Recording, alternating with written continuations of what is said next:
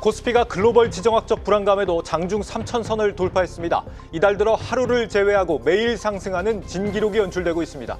이재명 대통령은 SK와 아마존이 울산에 함께 짓는 국내 최대 규모 AI 데이터 센터의 출범식에 직접 참석해 AI 산업 육성 의지를 다시 한번 강조했습니다. 여러분 안녕하십니까? 6월 20일 마켓워치 시작합니다. 집권만 해도 코스피 3천은 간다던 이재명 대통령의 후보 시절 발언이 결국 현실화됐습니다. 코스피의 연초 대비 수익률이 25%를 돌파하며 전 세계 주요국 증시 가운데 당당히 1위에 올랐습니다. 코스피가 3천선을 넘어선 건 지난 2022년 1월 이후 3년 5개월 만이지만 당시는 코로나 사태로 전 세계적으로 역대급 유동성이 풀렸던 시기였다라는 점에서 특히 오늘의 성과에 의미가 크다라고 할 수 있을 것 같습니다. 코스닥 5천 시대라는 말이 허언이 아닌 것처럼 들리는 오늘, 이재명 대통령은 부지런히 다음 행보로 발을 옮겼습니다. 대통령실 취재기자 연결해 상황 들어봅니다. 전범진 기자, 이재명 대통령의 이번 AI 데이터 센터 출범식 방문 어떤 취지로 해석이 됩니까?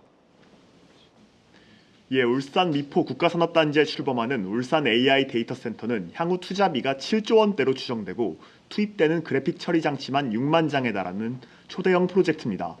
현재는 100메가와트 규모로 건설이 진행되고 있지만 향후엔 1기가와트 규모로까지 확장될 예정입니다. 이 대통령은 오늘 출범식과 이에 앞서 열린 AI 글로벌 기업들의 협력 간담회에 참석했는데요. 이 대통령은 간담회에서 대한민국의 첨단 기술 산업이 수도권뿐 아니라 지방에서도 가능하다는 걸 보여주는 모범적 사례라며 대한민국의 성장을 꽃피우는 출발점이 되길 바란다고 밝혔습니다. 특히 이 대통령은 이날 장중 2,999포인트를 기록하던 코스피 지수를 언급하며 지금까지 고속 성장해온 대한민국 경제가 깔딱고개를 넘는 중이라며 새로운 성장의 시대로 나아갔으면 좋겠다고 말했습니다. 이날 간담회에는 SK그룹과 카카오, 삼성 SDS, LG, 네이버 클라우드 등 대기업은 물론 루닉과 퓨리오사 AI 등 업계를 대표하는 스타트업도 참석해 대통령과 AI 산업의 현황 그리고 향후 과제를 논의했습니다. 이 대통령은 취임 후 집중적으로 경제 관련 행보에 나서고 있는데요. 한국거래소 방문과 재계총수 간담회를 주최한 이 대통령은 기업 현장까지 방문하면서 대통령실 내부에선 경제 활성화가 가장 시급한 화제라는 국민적인 여론을 고려해 대통령이 경제적인 메시지에 집중하고 있는 것이라는 설명이 나옵니다.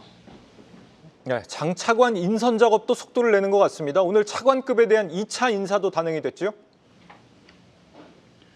오늘 대통령실은 통일부 차관의 김남중 전 통일부 남북회담본부 상근회담 대표를, 행정안전부 차관에는 김민재 전 차관보를 임명했습니다.